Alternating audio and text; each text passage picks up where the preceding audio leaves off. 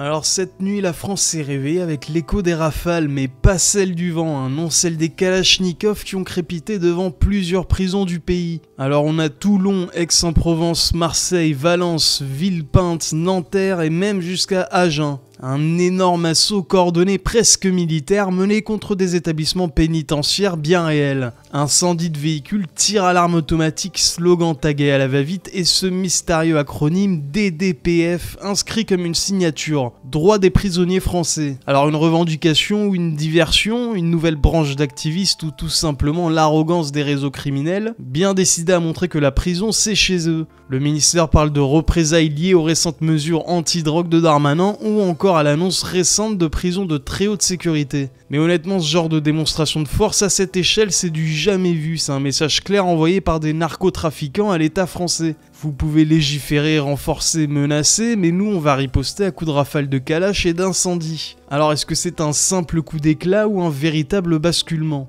Plusieurs prisons ont été visées par des incendies et des tirs cette nuit. À celle de Toulon, 15 impacts de Kalachnikov ont été constatés. Selon nos informations, parmi les établissements touchés, il y aurait aussi les prisons d'Aix-en-Provence, Valence, Nîmes, Villepinte et Nanterre. À Marseille, vers 1h du matin, plusieurs voitures près d'une résidence où vivrait du personnel du ministère de la Justice, dans le 13e arrondissement, auraient notamment été brûlées ou dégradées avec le tag DDPF qui signifierait droit des prisonniers français. Alors voilà, je rentre chez moi ce matin et je tombe sur ça. Mehdi, mon voisin, peux-tu m'expliquer ce qui s'est passé? Cette nuit, à 1h du matin, il y a une voiture qui a commencé à brûler et puis il y a une deuxième qui allait brûler. Et je suis descendu pieds nus pour essayer d'éteindre le feu avec le voisin, la voiture laquelle il brûlait. À Valence, vers 21h45, 2 véhicules appartenant à des surveillants pénitentiaires auraient été incendiés sur le parking de l'établissement après avoir été tagués à la peinture rouge avec la même mention DDPF. À Nanterre, vers 20h, 2 individus ont été vus en train de mettre le feu à un véhicule appartenant au personnel de la maison d'arrêt. Un bidon d'essence a notamment été retrouvé à proximité du véhicule en feu. À Aix, de sources pénitentiaires, 2 véhicules qui appartiennent à des détenus en semi-liberté au sein de la structure d'accompagnement vers la sortie ont été brûlés. À Villepinte, vers 22h20, sur le parking de la maison d'arrêt, 3 véhicules ont été brûlés. Un bidon de 5 litres contenant de l'hydrocarbure a été découvert. 2 individus apparaissent par ailleurs sur les caméras de vidéosurveillance en train de mettre le feu aux véhicules. La veille de tous ces actes, des véhicules garés sur le parking de l'École nationale d'administration pénitentiaire à Agen avaient été incendiés dans la nuit de dimanche à lundi par un ou plusieurs individus selon les syndicats de surveillants de prison. Au moment où cette vidéo est publiée, plusieurs hypothèses sont examinées. Selon une source proche du dossier, contactée par le Figaro, tout cela semble coordonné et manifestement en lien avec la stratégie contre le narco-banditisme du ministre de la Justice, Gérald Darmanin. De son côté, une source de l'AFP souligne que des slogans anarchistes ont été retrouvés sur certains véhicules incendiés. Le ministre de l'Intérieur, Bruno Retailleau, a quant à lui dénoncé sur X des attaques inacceptables, affirmant que la réponse de l'État devra être implacable. Il va rien faire. Je l'annonce, il va rien faire. D'ailleurs, c'est ce que nous dit Arnaud. Hein. Déjà vu, Gérald Darmanin condamne fermement, se rend immédiatement sur place, promet une répression féroce, se rendort. Ces traces, ce sont celles du véhicule qui a entièrement brûlé cette nuit. Sur la voiture voisine, ce tag, le même que sur la façade de cet immeuble. Apparemment, c'était des personnes qui travaillent pour l'administration pénitentiaire qui ont été visées. En fait, il y a beaucoup de gens du ministère de la Justice qui habitent là. Il peut y avoir des greffiers, des surveillants. Selon une source policière, ces lettres, DDPF, pourraient être l'acronyme de droit des prisonniers français. Le même tag, à une lettre près, mais surtout des impacts de balles. Ici à Toulon, c'est le centre pénitentiaire qui a été directement visé cette nuit à l'arme automatique. 15 impacts sur la porte principale. Heureusement que derrière la porte, on n'avait pas de personnel, parce que comme ça a traversé, effectivement, ça aurait pu être plus grave que ce que ça a été. Heureusement, il n'y a pas eu de blessés, il n'y a pas eu de morts. Ça pose question et ça fait peur même. 2 véhicules ont aussi été incendiés à Aix-en-Provence. Ils se trouvaient sur le parking du pôle de rattachement des extractions judiciaires. Un tir de chevrotine a également été retrouvé sur le portail. Des actes commis après une première nuit de violence. À Agen, avant-hier, au moins 7 véhicules ont été incendiés. Ils appartenaient à des élèves et personnels de l'École nationale d'administration pénitentiaire. Selon des sources policières, Ces attaques qui ont touché plusieurs autres lieux en France seraient coordonnées en réaction à la création de prisons de haute sécurité. Le parquet national antiterroriste a été saisi. Pierre Palmade, humoriste déchu aux narines blanches, vient d'obtenir le feu vert de la justice pour purger le reste de sa peine sous bracelet électronique. Après avoir été condamné à 5 ans de prison, dont 2 fermes pour un accident de la route sous l'emprise de stupéfiants ayant causé des traumatismes, des blessures extrêmement graves, la mort d'un enfant dans le ventre de sa mère et une famille détruite, il avait été incarcéré en décembre 2024 au centre pénitentiaire de Bordeaux-Gradignan. Aujourd'hui, la cour d'appel de Bordeaux a validé sa demande d'aménagement de peine malgré l'opposition du parquet. Alors le motif c'est quoi? Oh bah vous savez il est dépressif, du coup la prison c'est pas la bonne solution. Bah oui, et depuis le temps qu'on y est, vas-y Salah Abdeslam aussi ne se sent pas très bien en ce moment, vous savez il a un coup de blues car sa PS5 est en panne, du coup il est obligé de jouer sur Xbox One, quelle horreur. Du coup on va sans doute le libérer sous bracelet aussi ou comment ça se passe? Près de 4 mois donc de détention, de prison ferme, Pierre Palmade va pouvoir sortir de prison en portant un bracelet électronique. Oui, il a obtenu de la Cour d'appel de Bordeaux l'aménagement de sa peine. Il va sortir sous bracelet électronique et ça prendra effet demain à 9h. Pourquoi cette décision? D'abord, c'est la suite logique des démarches qu'il a entreprises depuis plusieurs semaines avec ses avocats. D'abord, il a demandé à sortir sous bracelet car la détention, selon ses avocats, en raison de son état de santé, n'était pas la meilleure des solutions. Il a obtenu gain de cause en première instance devant le tribunal d'application des peines de Bordeaux, mais le parquet avait fait appel, il en a le droit, en estimant que les horaires de sortie notamment n'étaient pas optimales et ça avait suspendu cette décision de remise en liberté. Il y a eu une nouvelle audience vendredi dernier et la chambre d'application des peines de Bordeaux a donc finalement confirmé la libération sous bracelet, mais elle a modifié les horaires de sortie avec des horaires un peu plus resserrés conformément aux réquisitions du parquet. Et justement, quelles vont être les modalités d'application de cette peine aménagée? Alors donc il y a des modalités d'horaire de sortie, il va pouvoir sortir tous les jours de la semaine avec des plages horaires très définies, par exemple le lundi, le mardi et le jeudi de 9h à 13h. Je ne vais pas vous détailler tous les jours de la semaine parce que c'est un peu fastidieux, mais ça va lui permettre concrètement de pouvoir se soigner, il a une obligation de soins, de pouvoir participer à des groupes de thérapie et surtout, conformément au jugement qui a été rendu en décembre dernier, eh bien, il va devoir aussi, à cela s'ajoute l'interdiction de contact avec les victimes de l'infraction. Donc ça va démarrer. Vous vous rendez compte, quelle punition incroyable quand même, devoir assister à des groupes en gros alcooliques anonymes, l'équivalent, et ne pas rester en contact avec la famille des victimes. Sachant que je pense pas que de base il voulait leur parler. Hein. Donc le mec en gros a créé un drame, a créé des traumatismes, a détruit une famille, mais c'est pas grave, il ressort, ça a pas duré longtemps, il est allé en prison mais ça a vraiment pas duré longtemps. Démarrer demain à 9h, son bracelet va être paramétré et en fonction de ses heures de sortie, il va pouvoir se soigner. Rappelons quand même, parce que c'est important, que lors du procès, les dernières minutes du procès, il avait eu le droit une dernière fois à la parole et on lui avait dit est-ce que vous avez quelque chose à rajouter? Il était apparu livide, très éprouvé, etc.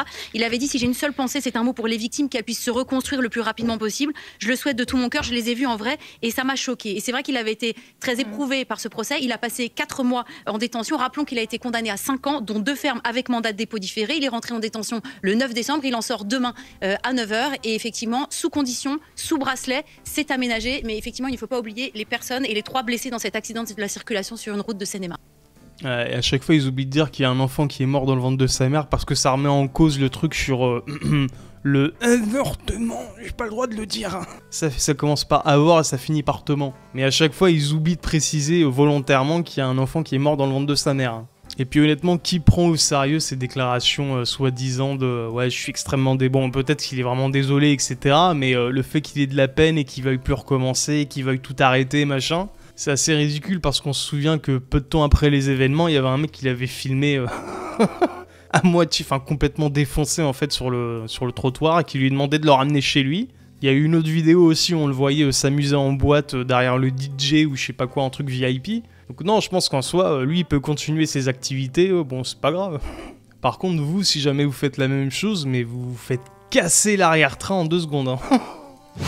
Le 9 avril 2023, Anthony Kefelec, 36 ans, père de famille, compose le 15 en détresse respiratoire. Sa voix est faible et ses mots sont clairs. J'ai mal, j'ai des douleurs à la poitrine, ça brûle, j'aimerais bien de l'aide. Pourtant, l'alerte ne sera pas prise au sérieux. Le SAMU tarde, une médecin régulatrice minimise l'urgence. Les ambulanciers privés sont envoyés beaucoup trop tard. Anthony décède malheureusement d'un arrêt cardiaque. 2 ans plus tard, une commission médicale indépendante reconnaît l'hôpital est responsable à 70% de ce drame.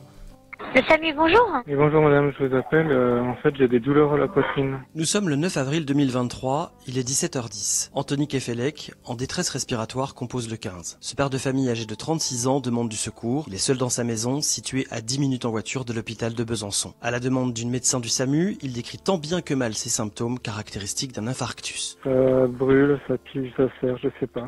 En fait je suis tout seul et je panique un peu là, donc je sais pas, j'aimerais bien de l'aide. Oui, mais on est au téléphone, du coup. Donc c'est pour ça que je vous pose des questions, c'est pour adapter mon aide. D'accord? Donc vous énervez pas. J'ai pas le temps, je m'énerve pas, j'ai pas le temps de ça en fait. Vous avez pas le temps de quoi? Vous n'avez pas le temps de quoi? Je comprends pas, monsieur. On dirait ma CPE qui me parlait au collège. Putain, quel enfer. Vous avez pas le temps de quoi? Est-ce que je pourrais avoir de l'aide, s'il vous plaît? Oui, eh ben, je suis en train de vous poser des questions pour évaluer la situation et vous envoyer de l'aide. Donc vous avez pas le temps de quoi? Au bout du fil, la médecin s'agace. Anthony Kefelec, en souffrance et angoissé par ses douleurs, peine à parler. J'ai du mal. D'accord, mais pourquoi vous me dites vous avez pas le temps? Vous avez pas le temps pourquoi? Je panique un peu. Oui, j'entends bien monsieur, mais vous êtes au téléphone avec moi, d'accord? Donc il va rien se passer, là. On va essayer de se calmer et vous allez essayer de répondre à mes questions. La praticienne poursuit ses investigations à distance sans saisir l'urgence de la situation. Mais pour l'instant, il n'y a pas de signe de gravité. Donc essayez de respirer tranquillement. Ouais, j'entends bien. On va venir vous chercher, on va faire le point aux urgences. Anthony Kefelec, qu'on entend respirer avec difficulté, répond à peine. Inquiet de ne voir personne arriver 30 minutes après son premier appel, le père de famille contacte à nouveau le SAMU. Ils sont partis il y a longtemps? Alors, 17h14 moi j'ai. Mais ils ont eu machin, donc à mon avis il doit être en inter. Il y aura personne qui vient. L'ambulance de la société Jussieu, déclenchée sans notion d'urgence par le SAMU, fait au même moment un détour pour déposer un patient à son domicile. Ils vont venir? Oui, ils vont venir, vous inquiétez pas, ils ont été déclenchés. Voilà monsieur. Merci. Arrivés depuis quelques minutes, les ambulanciers de Jussieu sont démunis. Anthony Kefelec vient de perdre connaissance. Il faudrait une équipe médicale, enfin je comprends pas ce qui se passe. Il nous parlait tout bien, il nous a entendu tranquille, puis là on a des respirations assez bizarres, je comprends pas trop. Sa respiration se limite à des râles d'agonie, appelés gasps. Je pense qu'il est inconscient, enfin. Vous pensez, vous êtes sûr? Je sais pas, franchement là on est un peu perdu parce qu'il nous parlait tout bien au début, il était debout, il s'est assis sur... Il est pas un peu stressé, cet homme? Bah, non, franchement. Mais quel connasse, mais... Le mec, il est en train de crever à moitié quand il l'appelle, il a la voix toute fébrile. Là, il est au sol inconscient, il a des gaspes. Donc, pour ceux qui savent pas, par exemple, c'est pour les mecs qui se prennent des KO ou qui se font buter, même sur Police Activity, par exemple, dès qu'il y a un mec qui se fait tirer dessus, souvent, quand il est allongé par terre, ensuite, il a des gaspes, ça fait... Ça fait des bruits un peu chelous, malaisants comme ça veut dire qu'en gros il est inconscient et que son corps part en couille. Et donc le mec est au sol comme ça dans cet état là et la meuf demande non mais il serait pas un peu stressé ce monsieur quand même?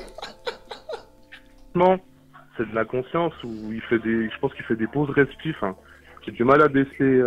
Il fait des pauses respies, il a combien de sacs là? On n'arrive pas à voir, c'est ça le problème, c'est qu'il a les mains super froides. Ni les ambulanciers, ni la médecin du SAMU ne prennent conscience que son état très critique nécessite un message cardiaque d'urgence. À mon avis, il est hyper stressé. On vous envoie quelqu'un, allez, se couche en partie. Oh là là. Hyper stress ou... enfin... Moi, j'avais l'impression, en tout cas au téléphone, qu'il était hyper angoissé, celle-là. L'équipe SMUR, potentiellement disponible dès le premier appel d'Anthony Kefelec 50 minutes plus tôt, est enfin déclenchée. Non, il a dit qu'il avait juste vu un médecin, mais c'est tout. Qu'il avait vu un médecin, donc il nous cache quelque chose cet homme quand même. Mais mon dieu, mais le culot de la fille, mais l'enfer, elle veut pas se remettre en question, pour elle c'est le mec qui est fautif quoi. À tout hasard, ça serait pas toi, espèce de dédaigneuse de merde qui aurait provoqué tout ça, je sais pas. Donc du coup déjà, il nous a pas tout dit ce monsieur. Ensuite je pense qu'il est très stressé, donc voilà, il va sans doute se réveiller dans pas longtemps. Parce que moi il m'a pas dit ça. Je sais pas s'il fait semblant d'être inconscient ou... Malgré les symptômes évidents d'infarctus, la médecin du SAMU s'obstine dans l'idée que le patient simule ou fait une simple crise d'angoisse. Mais mon Dieu! Elle demande aux ambulanciers de réaliser des tests pour conforter ses hypothèses. Écoutez, de toute façon, ils arrivent, et puis ils vont venir vous aider, vous essayez de faire ce que vous pouvez en attendant. Sur place, les ambulanciers de Jussieu ont enfin pris l'initiative de démarrer une réanimation. Ils rappellent à nouveau le SAMU. Pour la faire appuyer, on a commencé du coup une réa. Ah, il en a là? Bah, il réagissait plus du tout. Ah, il est en arrêt. Il a repris confiance, mais après, du coup, il n'y avait plus rien, alors. Il est en arrêt, donc. Ouais, on a commencé. Il est déjà trop tard, au-delà de 5 minutes de no-flow, les lésions cérébrales sont généralement irréversibles. Ce terme désigne le laps de temps entre l'arrêt cardiaque et le début du massage. Bah, le SMUR est parti, de toute façon. Ok. Ça marche, merci. Malgré les efforts... Merci. Voilà, les deux enfants auront plus de père. Merci, au revoir. Quelle horreur, mais imaginez votre mère ou votre père a ce problème-là, il est tout seul chez lui. Il a une crise comme ça, et il tombe sur cette femme-là au bout du film, mais j'ai tellement envie de la tarter, mais quel enfer, mon Dieu. Mais mon Dieu, imaginez si ça vous arrive, c'est ça le plus grave, hein. Si ça vous arrive et que vous tombez sur ce genre de personne au bout du fil. Parce que du coup, hein, voilà le résultat, c'est la vie d'un jeune père de famille perdu par négligence, des enfants qui se retrouvent sans père, et un schéma que l'on connaît déjà et qui témoigne de l'état lamentable de l'hôpital en France.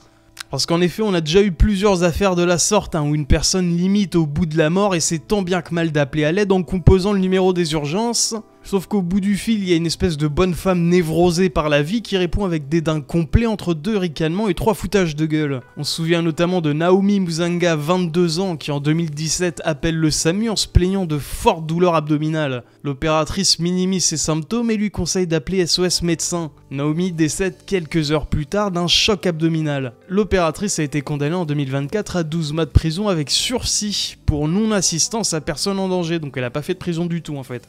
Ou encore une autre affaire, Meggy Biodoré en 2024, 25 ans, qui souffre de symptômes et de douleurs très graves, dont une paralysie des membres inférieurs. Alors malgré plusieurs appels au SAMU, pareil, ces symptômes sont minimisés. Elle est finalement transportée à l'hôpital par un ami, mais décède peu après d'une méningite foudroyante. Alors à chaque fois c'est toujours accompagné de ce genre de témoignage, donc il y a toujours l'audio qui va avec, et ça fait toujours vriller les gens parce qu'il y a un vrai aspect de dédain et de je m'en foutisme total qui découle des paroles de l'opératrice. D'ailleurs c'est toujours une opératrice sur ces affaires-là, hein, je sais pas pourquoi.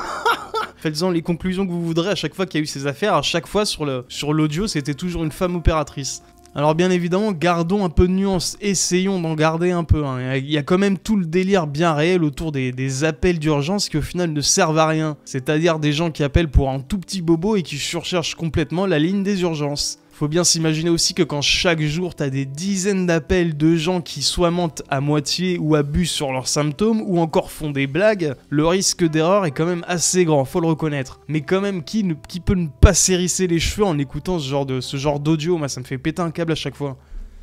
Alors on finit par une info qui fait froid dans le dos, faut le reconnaître. Dans une boucherie halal de Brest, 6 islamistes ont projeté de massacrer tout un village breton en une nuit. Ils rêvaient d'infiltrer l'armée française pour tous les flinguer. On n'imaginait pas une telle barbarie en France.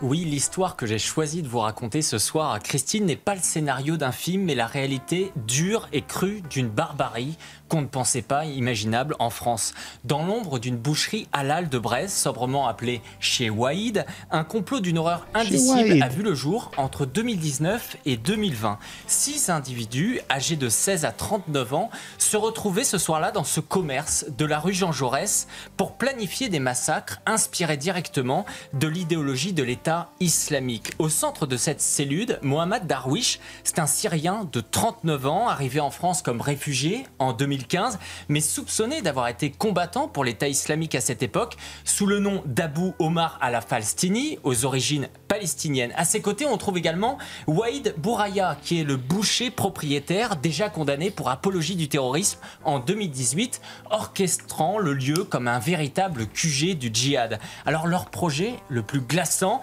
c'est anéantir un village entier en une seule nuit. Les écoutes de la DGSI, installées en novembre 2019, Christine, ont capté des mots qui font froid dans le dos. Je vais vous les citer.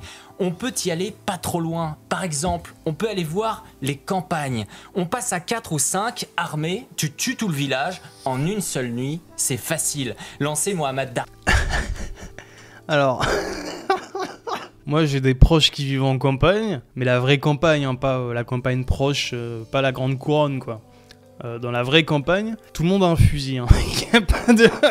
Tout le monde fait de la chasse, Tout le monde a un fusil, le maire il est pote avec tous les chasseurs du coin. T'as des chiens, t'as des gros chiens, t'as des chiens moyens qui vont te récupérer les oiseaux. T'as des pétards, il y a tout ce qu'il faut. T'as des forêts où cacher les corps. Quelle horreur. Mais le coup de dire allez viens on va dans les campagnes et puis c'est facile ça en une nuit. Il y a des gars à la campagne qui attendent que ça, hein, faut bien comprendre. Donc ils auront sans doute fait des victimes, mais ils se seront fait éclater ensuite je pense. Et pour ceux qui se demandent, ouais c'est gravissime quand même que le mec ait été condamné en 2018, mais continue quand même de ses activités de boucher par la suite, bah justement c'est fait exprès, c'est la DGSI qui relâche les gars ensuite en mode ouais vas-y casse-toi. Ils le gardent en écoute, comme ça ils peuvent voir si le mec fait des conneries ou pas. Et ensuite ils peuvent le condamner et le foutre au trou pour très longtemps. Darwish, le 9 décembre 2019. Ce n'était pas une simple discussion de comptoir. Il parlait d'armes à acquérir, d'autres cibles, comme la base navale de Brest, une synagogue, des matchs de football ou encore les festivités du Nouvel An chinois. Il s'entraînait au paintball pour simuler les tirs et rêvait même d'infiltrer l'armée française pour, je cite, tous les flinguer. Ça c'est grave les gars, hein. Ça c'est très grave et je pense honnêtement qu'il y a plein de cas comme ça et juste qu'on parle pas de tout. Par exemple cette info là j'en ai entendu nulle part d'autre que Frontières et CNews qui sont spécialisés justement dans cette part de marché là entre guillemets, donc la droite etc. Mais à part eux j'ai entendu personne en parler et je suis quasiment sûr que ce genre d'affaires là il y en a mais des dizaines chaque année. Je suis sûr que t'as des mecs tarés, des islamistes qui disent allez on va s'infiltrer dans tel truc à l'armée machin. D'ailleurs il me semble que l'armée a l'équivalent de la DGSI mais pour l'armée, je sais plus comment ça s'appelle. Ils ont leur propre structure en fait de surveillance. Donc c'est ce genre de mec là il les chope assez rapidement. Après il y a des témoignages notamment de Code Reno qui avait fait des lives dessus sur son expérience à l'armée à l'époque, où il avait entendu des témoignages de collègues à lui, donc de militaires qui parlaient de défendre la France etc. Et ça faisait assez froid dans le dos quand même. Voilà, sur ce, merci à toutes et à tous d'avoir regardé la vidéo. N'hésitez pas à lâcher un petit commentaire pour le référencement, à lâcher un petit pouce bleu ou à vous abonner si vous le souhaitez. Je remercie beaucoup tous ceux qui sont déjà abonnés. Je vous fais des gros bisous. Merci énormément de regarder ma chaîne et mes vidéos.